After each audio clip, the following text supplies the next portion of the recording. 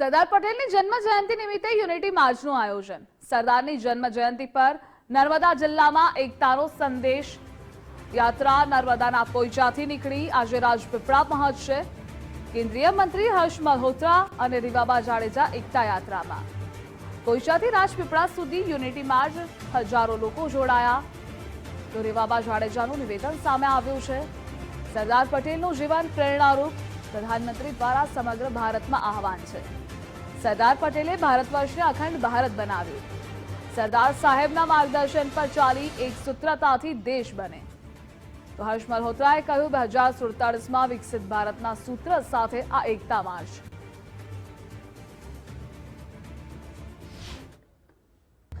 Unity માર્ચની જે યાત્રા છે તે કરમસદથી નીકળી અને કેવડિયા તરફ જઈ રહી છે। આજે આ જે યાત્રા છે તે નર્મદા જિલ્લામાં પ્રવેશ કર્યો છે અને નર્મદા જિલ્લામાંથી આ જે યાત્રા છે તે રાજપીપળા પહોંચશે। યાત્રાની અંદર હજારો પદયાત્રીઓ છે તે એક બાદ એક જોડાઈ રહ્યા છે।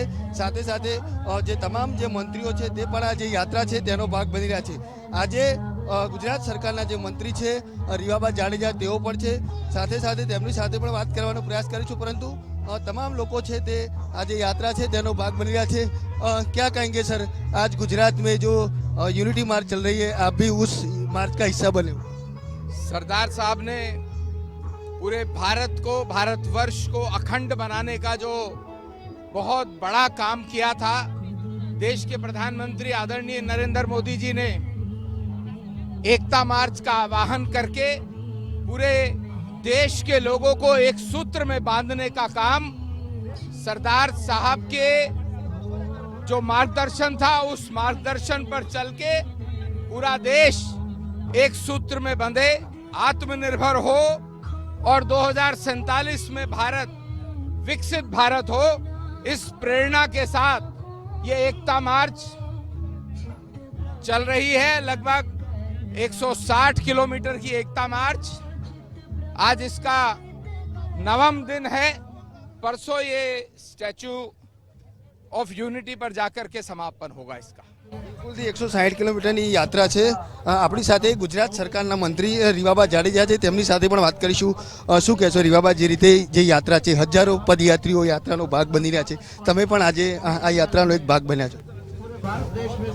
દેશના લોખંડી પુરુષ સરદાર વલ્લભભાઈ પટેલ સાહેબની 150મી 150મી જન્મ જયંતિ નિમિત્તે માનનીય પ્રધાનમંત્રી શ્રી દ્વારા જે એક આહવાન સમગ્ર ગુજરાતમાં, સમગ્ર ભારતમાં આપવામાં આવ્યું છે, એ અંતર્ગત આજે યુનિટી માર્ચ અમે પોઈચાથી જોડાણા છીએ અને જે ઘણા બધા પદયાત્રીઓ, વિવિધ NGOs, young guns of India, દીકરીઓ, દીકરાઓ, જે थोड़ा बच्चों से आराम से मिलेंगे। યુવાનોને શું સંદેશ આપશો? યુવાનોને શું સંદેશ આપશો? રીવાબા, યુવાનોને શું સંદેશ આપશો? સરદાર સાહેબનું જીવન એક પોતાનામાં પ્રેરણારૂપ છે। એક દિવસની ઉજવણી કરતા એમના ગુણોને ચરિતાર્થ કરી અને દેશની સેવામાં કટિબદ્ધ બન્યા। બિલકુલથી હાલ જે રીતે યુવાનોને પણ એક સંદેશ છે તે આપવામાં આવ્યો છે અને હાલ આ જે યાત્રા છે તે પોઈચાથી નીકળી અને રાજપીપળા તરફ પ્રયાણ કરી રહી છે। રસ્તા ઉપર પણ ઠેર ઠેર આ જે પદયાત્રીઓ છે અથવા તો જે મંત્રીઓ છે તે તમામનું સ્વાગત કરવામાં આવી રહ્યું છે। આપ જોઈ શકો છો તે રીતે તમામ જે રૂટ પરથી પસાર થતી જે યાત્રા છે તેને ગ્રામજનો અથવા તો સ્થાનિક લોકો છે તેને ઉમળકાભેર સ્વાગત કર્યા છે, ફૂલહાર પણ કર્યા છે। અલગ અલગ પ્રકારના વિવિધ સાંસ્કૃતિક કાર્યક્રમો પણ આપણને આજે રૂટ છે તેના ઉપર જોવા મળી રહ્યા છે। ખાસ કરીને આજે ગુજરાત સરકારના મંત્રી રીવાબા છે તે પણ આ યાત્રાની અંદર પહોંચ્યા હતા અને હજારોની સંખ્યામાં આ જે પદયાત્રીઓ છે તે યાત્રામાં જોડાયા છે અને ભાગ લઈ રહ્યા છે। કેમેરામેન નિકેશ સોલંકી સાથે અલ્પેશ સુધાર, ગુજરાત ફર્સ્ટ, નર્મદા।